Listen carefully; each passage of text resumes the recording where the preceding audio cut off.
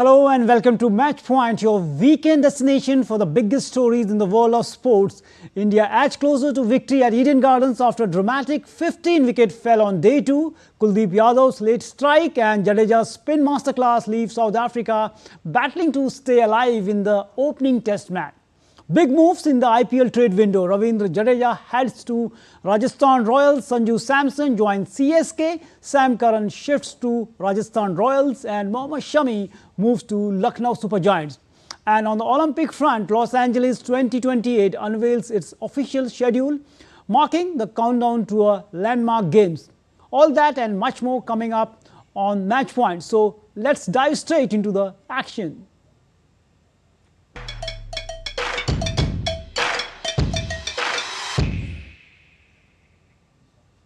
So India ended day 2 firmly on top against South Africa in the first test match at the Eden Gardens in Kolkata.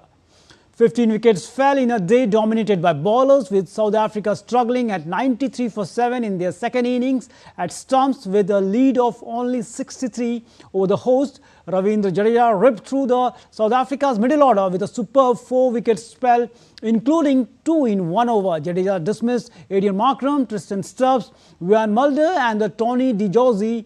Kuldeep Yadav picked up 2 while Akshar Patel took 1 wicket. Earlier in the day, South Africa staged a remarkable comeback to restrict India at 189 runs with only 30 runs lead in the first innings. Simon Harmer dismantled India's lineup with a superb 4-4, while Marco Jansen picked up 3 wickets. India captain Shubman Gill was forced to retire hurt after facing just 3 balls due to a neck injury and did not come out to bat again.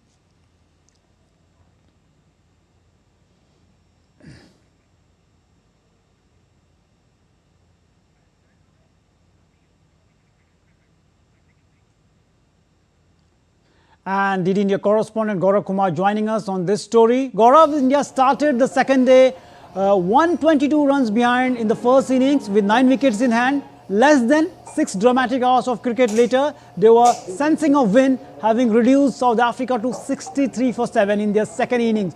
So Gaurav, India heading for a big victory here at Eden Gardens?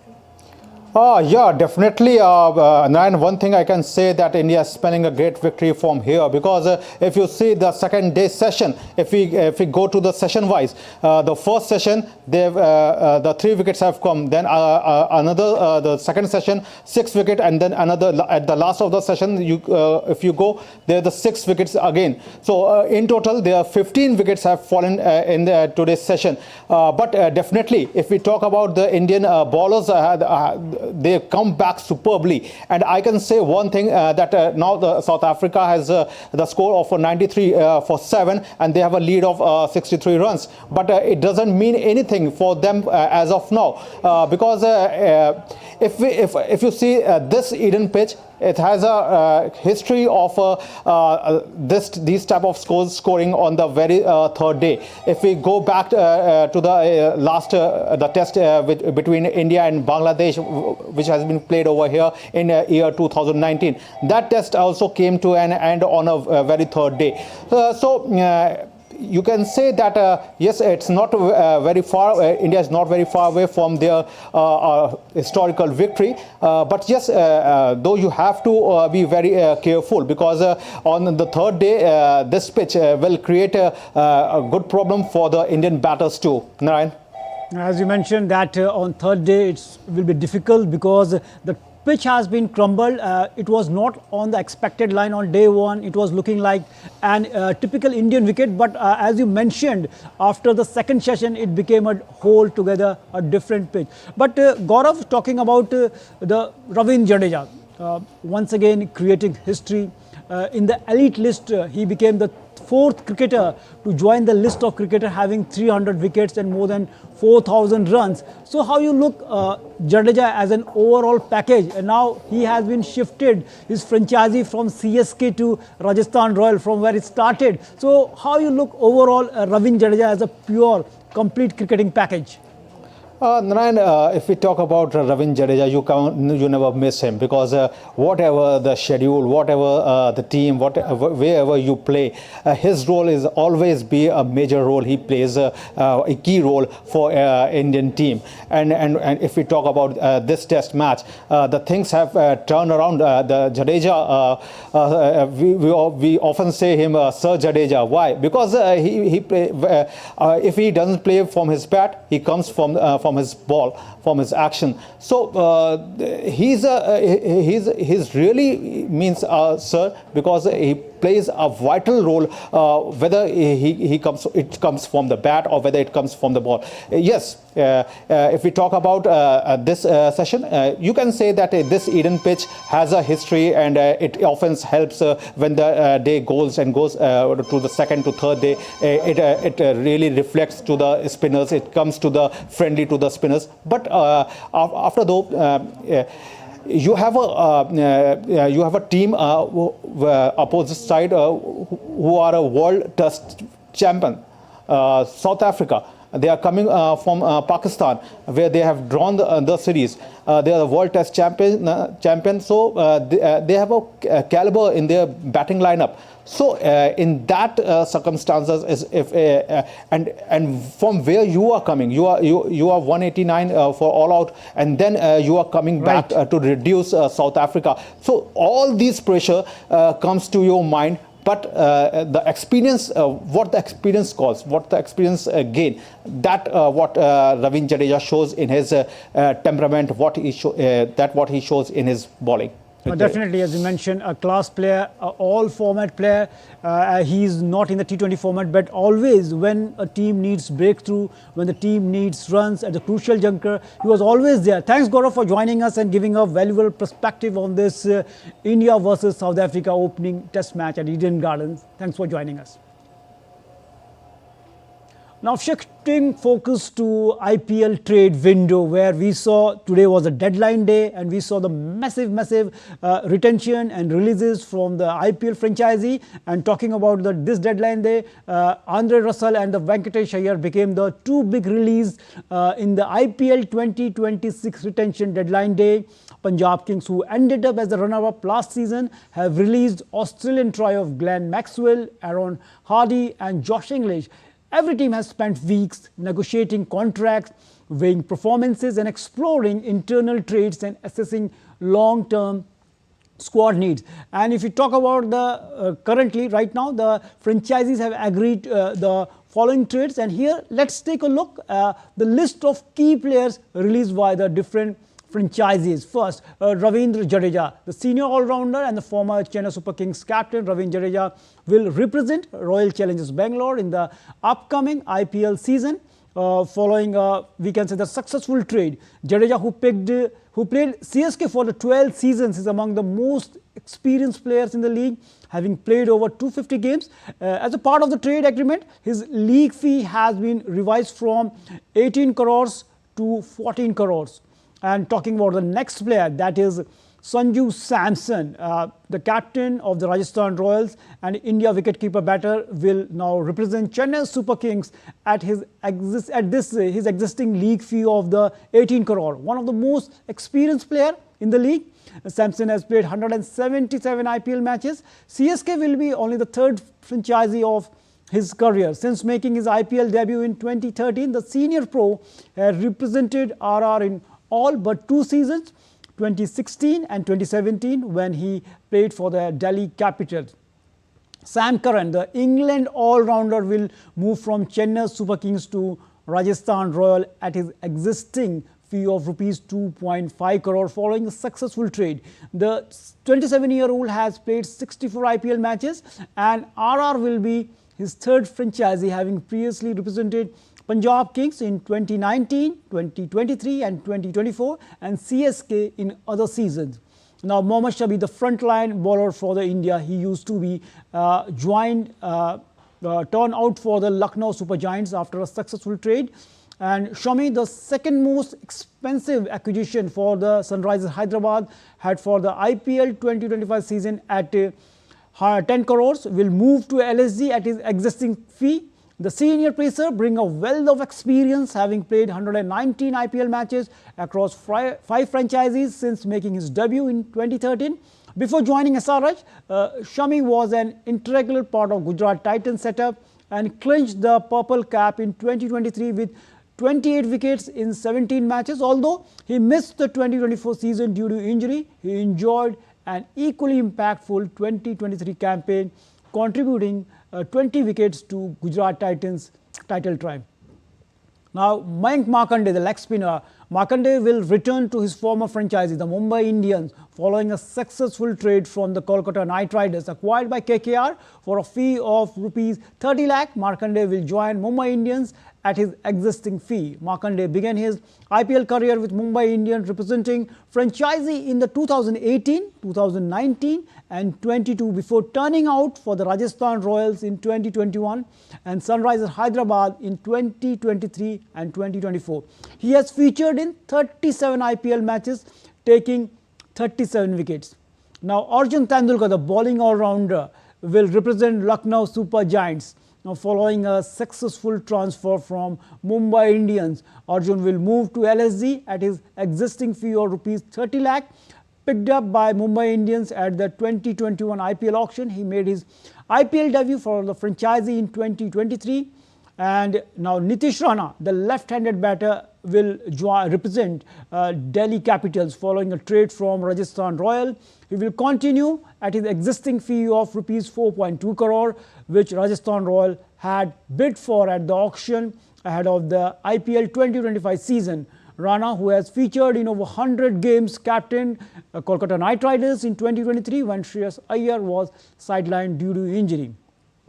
And Donovan Ferreira, the all-rounder, will return to his first franchisee Rajasthan Royals following a trade from the Delhi Capitals. As per the transfer agreement, his fee has been revised from rupees 75 lakh to 1 crore. So we saw the deadline day where massive trade took place. The franchisees confirmed their retentions and releases ahead of the IPL 2026 auction. And DD India correspondent Abhishek Prasad joining us on the IPL trades and retentions and releases. Abhishek, a very warm welcome. We saw deadline day was today at the 3 p.m. and a massive trade we saw on the final day too. Players were released by many franchisees, as we saw KKR releasing many. The players who were with them for a very long time. So in the whole process, who do you think the gainer or loser? Definitely, Narayan. I think Sanju Samson, the big news is of Sanju Samson, who has been traded to Chennai Super Kings. He has played 13 IPL seasons for Rajasthan. He made his debut in 2013. But he has captained Rajasthan from 2021. But I think the CSK franchise have a pretty good advantage here. They have let go of Mathish Pathirana, Devon Convoy, Ravindra Jadeja and Curran. So they have a total of 43.4 crores of purse has been left. But Sanju Samson coming into the Chennai Super Kings, that opens the door for another wicketkeeper option, given that MS Dhoni is not much far away from retirement. So this is the big news that we have been tracking for in IPL retention. Other than that is Andre Russell, the release of star all-rounder Andre Russell from Kolkata Knight Riders. I mean, Kolkata have been the winner of IPL in 2024. But this time, the way they have, performed last year, it was on the cards that they will make some of huge changes, and they have a big purse left. I mean, you see 64.3. That's the biggest purse that Kolkata have among all the teams. They have released Venkatesh Iyer, who they bought at 21 crore last year, the most expensive buy, and Russell among them. Then there is Amrish Nokia, Moeen Ali, Spencer Johnson, then Quinton de Kock, and finally Gurbaz.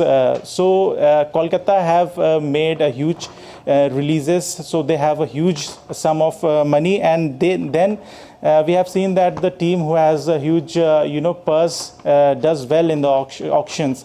And apart from that, as you said, that Samson has been traded to CSK, the same Jadeja, Rajasthan Royal has brought in Ravindra Jadeja and Sam Curran, and they have also let go Nitish Rana, so that they have various options at their hand whom they can play. So overall, I think Kolkata and Rajasthan these are the two teams who as of now is looking good, but rest will depend on IPL auctions, which is will take place in December.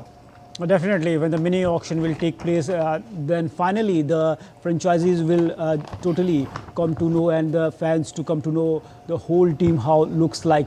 But Abhishek, one thing is that I want to know how the relation between the players and franchisees. If you take a look, players like Ravindra Jadeja being associated with CSK for a very long time, same with Sanju Samson with RR very long time. If we take a look, there is a big bonding between Venkatesh Iyer and KKR, and also Andre Russell was there. So how you look this bonding, how emotionally it's tough for the players and the franchisee to release the player who have been there at their club for a very long time, because you know that they were just adored like the heroes, like demigods in their various clubs.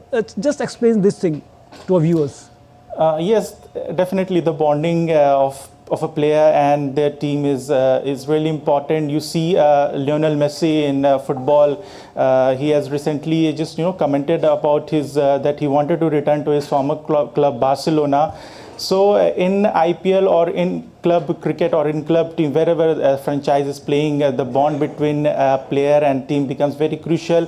And if you talk about Sanju Samson made his debut in 2013 when he was 17-year-old, and Rahul Dravid brought him, and from there on Sanju Samson became a very good name in the IPL.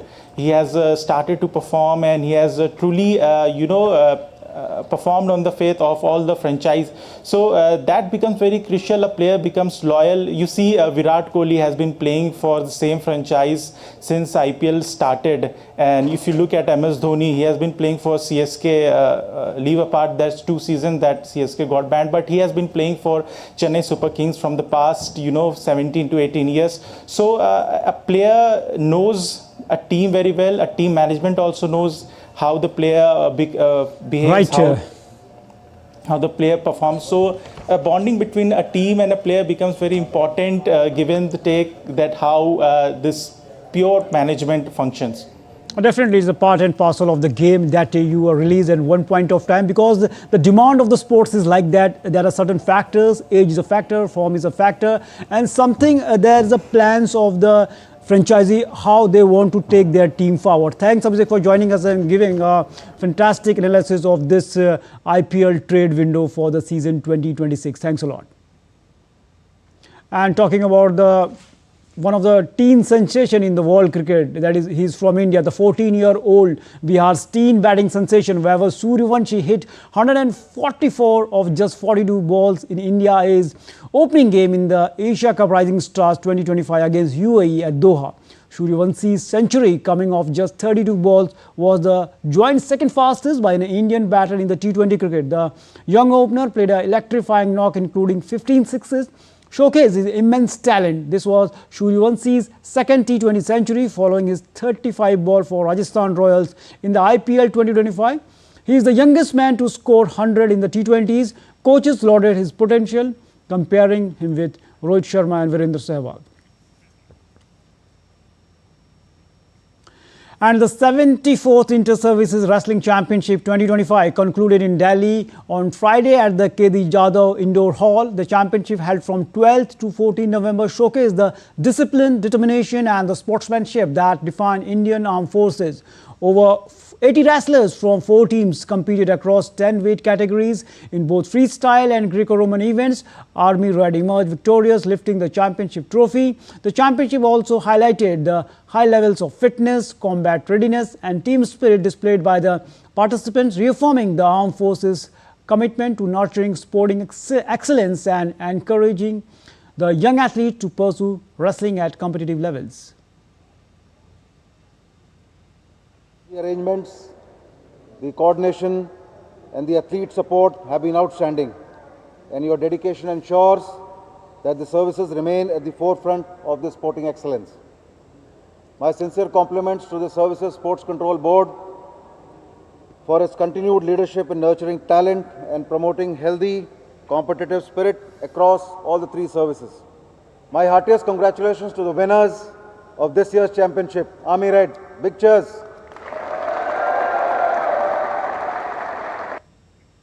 And the preparation for the 2026 Glasgow Commonwealth Games are picking pace. As a part of the build-up for the King's Baton Relays were unveiled in New Delhi this week, Sports Minister Mansukh Mandavia and the British High Commissioner to India, Linda Cameron, attended the event.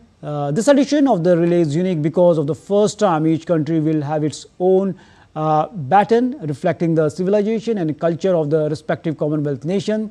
The baton will travel through all 74 Commonwealth countries and territories, promoting hope, unity and collaboration. Notably, the baton carries a message from the head of the Commonwealth, which is read during the opening ceremony.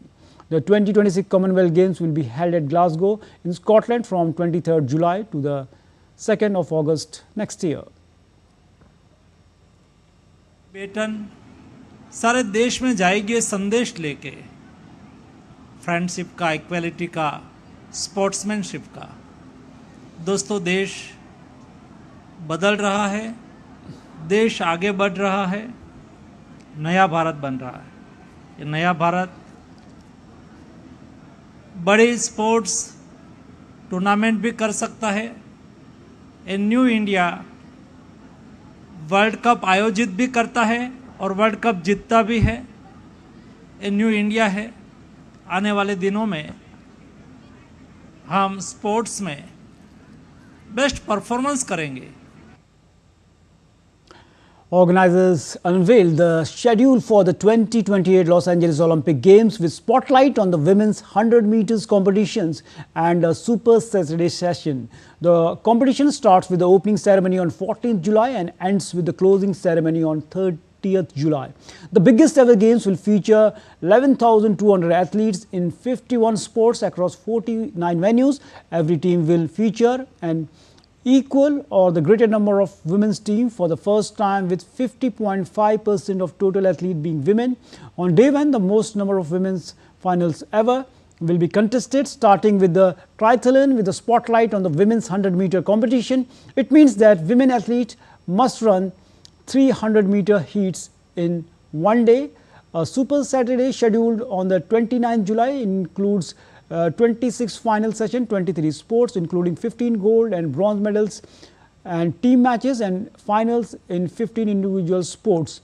American flag football will make the Olympic debut on 15 July and opening ceremony on 14 July, closing on 15. Games will feature 11,200 athletes in 51 sports across all categories. Baseball and softball will also return to the Olympic Games.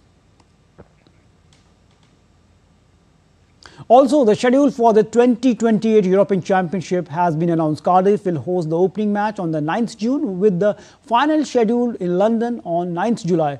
The tournament, co-hosted by England, Scotland, Wales and Ireland, will run across 9 venues in the 8 cities. It will feature 24 nations involving 51 matches.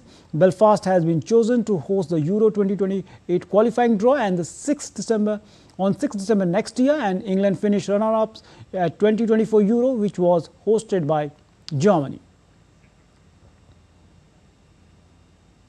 Belgium can book their spot in the 2026 World Cup with a win away to Kazakhstan later today.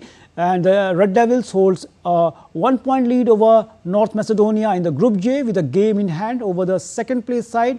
Host Kazakhstan, meanwhile, have already been eliminated from the contention as they sit 7 points back in the 4th win. 1 game to play. Rudi Garcia's side comfortably won the reverse fixture 6-0 in the Anderlecht 2 months ago, but will be without some of their best stars in Kevin De Bruyne, Thibaut Courtois, Romelu Lukaku on Saturday. They will also have contend with the challenge of playing on the Astana Arena artificial pitch, which has come in for criticism by visiting sides.